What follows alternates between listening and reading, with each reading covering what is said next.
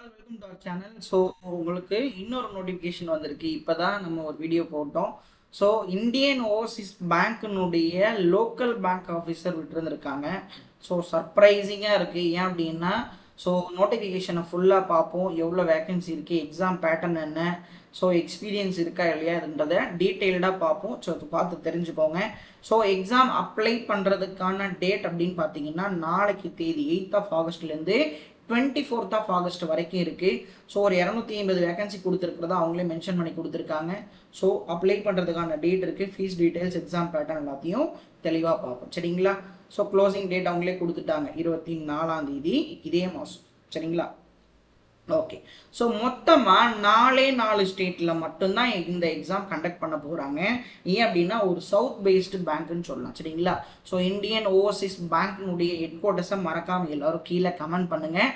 அந்த எம்டிஎன்சிஓயை மறக்காமல் கமெண்ட் பண்ணுங்கள். பேங்க்கோட டேக்லைனை கமெண்ட் பண்ணுங்கள். சரிங்களா? Okay, right. ஸோ தமிழ்நாட்டில் தான் இருக்கிறதுலேயே அதிக வேகன்சி. டோட்டலாக 100 வேகன்சி கொடுத்துருக்காங்க. எஸ்சி கேண்டிடேட்டுக்கு 15, எஸ்டிக்கு 6, ஓபிசிக்கு 33, இடபிள்யூஎஸ்க்கு 9, ஸோ ஜெர்னலிஸ்ட்டுக்கு 31, அதுக்கப்புறம் கேட்டகரி வைஸ் பிடபிள்யூடி இவங்களாம் இருப்பாங்க இல்லையா, ஈச் ஒரு வேகன்சி கொடுத்துருக்காங்க. ஸோ டோட்டலாக ஜெர்னலிஸ்ட்டுக்கு பார்த்தோம் அப்படின்னா தமிழ்நாட்டில் ஒரு 37, ஓபிசிக்கு 33, ஸோ அதர்ஸ்க்கு எல்லாத்துக்குமே பார்க்க முடியுது. இந்த 100 வேகன்சின்றது ரொம்ப கம்மியாக எதிர்பார்க்காதீங்க. இதுக்கு முன்னாடி ஐபிபிஎஸ் ஆர்ஆர்பி பிஓவில் நான் சொல்கிறது 70-75 வேகன்சியில் தமிழ்நாட்டுக்கு மட்டும் வந்திருந்திருக்கு. ஸோ அதுலேயே காம்படிஷன் கொடுத்து கிளியர் பண்ணவங்க நிறைய பேர் இருக்காங்க. ஒரு சூப்பரான ஆப்பர்ச்சுனிட்டி. எக்ஸாம் ஃபீஸ் போகுதுன்னு சொல்லி வருத்தப்பட வேண்டாம். நமக்கு தேவை ஒரு வாய்ப்பு தான். ஸோ எல்லாரும் தாராளமாக அப்ளை பண்ணுங்க. முக்கியமாக இதுக்கு எக்ஸ்பீரியன்ஸ் கிடையாது. சரிங்களா? ஃப்ரெஷர்ஸ் அப்ளை பண்ணலாம். பட் ஆனால் டிகிரி லாஸ்ட் செமஸ்டர் நீங்கள் கிளியர் பண்ணிடுவீங்கன்னா பண்ணலாம்னு நினைக்கிறேன். ஆல்ரெடி யாரோ ஒருத்தவங்க கேட்டிருந்தீங்க அரியர் இருந்தால் பண்ண முடியுமான்னு. அரியர் இருந்தால் பண்ண முடியாது, ஒரு டிகிரி மஸ்ட்டு. சரிங்களா?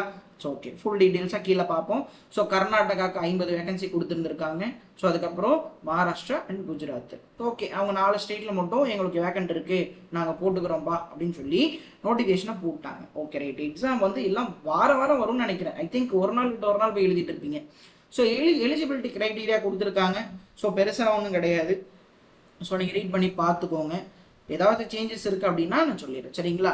So age and education qualification. Age limit வந்து 20 வயசுலேருந்து 30 வயசு இருக்கலாம். இது இல்லாமல் ரிலாக்ஸேஷன் உண்டு. A degree in any discipline from a university recognise. ஒரு டிகிரி இருந்தால் போதும் கைஸ், அது இருந்தாலே போதும். சரிங்களா? கவர்மெண்ட் ஆஃப் இந்தியா கீழே நீங்கள் படிச்சிருந்தா போதும்னு சொல்லிட்டாங்க. Candidate must possess valid mark sheet. சரிங்களா?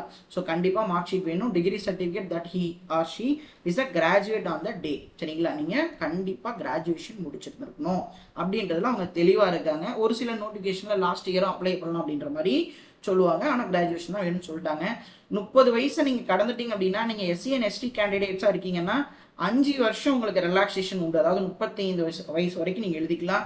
ஸோ ஓபிசியாக இருந்தால் 3 வருஷம், person with bench mark disabilities இருந்தால் 10 வருஷம், பர்சன் அஃபெக்டட் 1984 இந்த ரியோர்ஸில் நீங்கள் அஃபெக்ட் ஆயிருந்தா 5 வருஷம். அது இல்லாமல் எக்ஸ் சர்வீஸ் மேனு. ஸோ இவங்க எல்லாருக்கும் 5 இயர்ஸ் ரிலாக்ஸேஷன்ஸ் இருக்குது. ஸோ கண்டிப்பாக மேக்ஸிமம் எல்லாருக்கும் கவரேஜ் இருக்கும்னு தான் நினைக்கிறேன். ஸோ ஏஜ் ரிலாக்ஸேஷனில் எந்த பிரச்சனையும் கிடையாது. ஓகேவா? நெக்ஸ்ட்டு.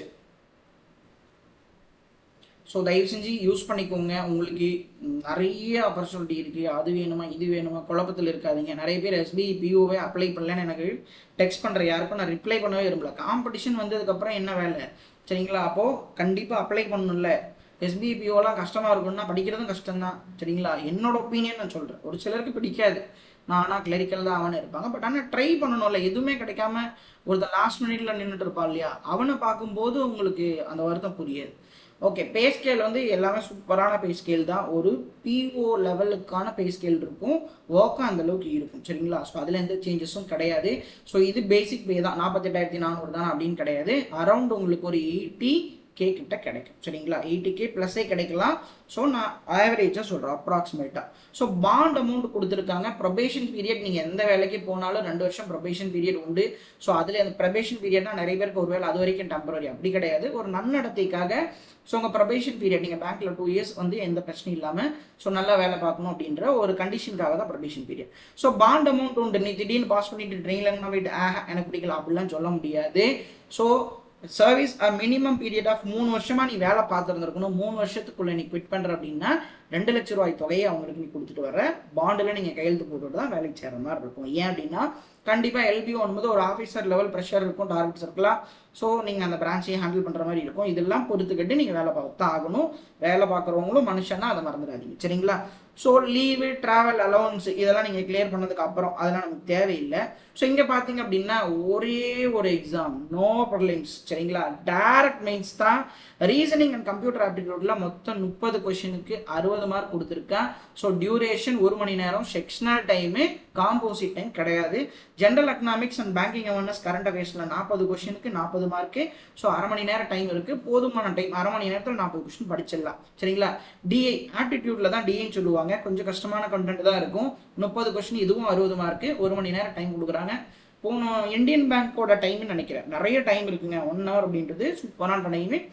ஒரு டைம் ஒருவேளை ஈஸியாகவும் கேட்கலாம், கஷ்டமாகவும் கேட்கலாம். இங்கிலீஷ்க்கு வந்து ஸோ இதில் சந்தோஷப்படலாம். IBPSPOவில் தான் பாதியாக குறைச்சி விட்டாங்க, இங்கே கை வைக்க கிடையாது.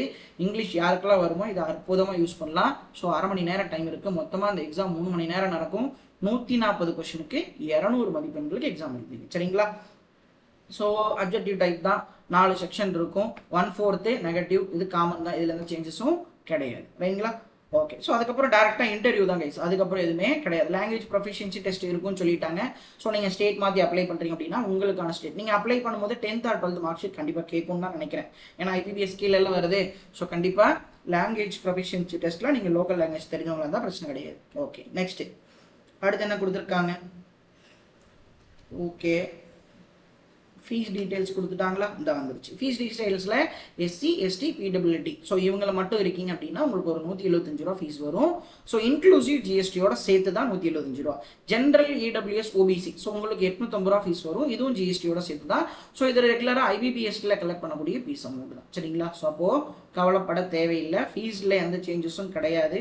ஸோ ஒரு ஆப்பர்ச்சுனிட்டி யூஸ் பண்ணிக்கோங்க. நல்ல பேட்டர்ன் என்ன அப்படின்னா கம்ப்யூட்டர் இல்லை, அது வரைக்கும் ஹாப்பி தான். ரீசனிங் அண்ட் கம்ப்யூட்டர் ஆப்டிடியூட் தான் இருக்கும், ஆனால் ரீசனிங் தான் இருக்கும், சரிங்களா? ஓகே. ஸோ ஃபர்தராக ஏதாவது டவுட் இருக்குது, அப்ளை பண்ணுறதுல டவுட் இருக்குது அப்படின்னா நீங்கள் தாராளமாக கமெண்ட் பண்ணலாம். உங்களுக்கு கண்டிப்பாக வீடியோ போட்டு ஹெல்ப் பண்ணுவேன். ஸோ யூஸ் பண்ணிக்கோங்க. And thank you, tata, bye bye. அடுத்த நோட்டிஃபிகேஷன் சந்திப்போம். மேபி SBI கிளர்க்காக இருக்கலாம், இல்லைனா SBI PO ரிசல்ட் வரலாம், இன்னொன்னாலும் நடக்கலாம் கைஸ். இல்லைனா IBPS PO prelims admit card வரலாம். அந்த 3 விஷயத்தில் ஏதாவது ஒன்று ரெடியாக இருக்கும், சரிங்களா? So okay. ஸோ அதுக்கப்புறம் எதுவும் இம்பார்ட்டன்ட் கிடையாது. So okay, thank you, Tata, bye bye.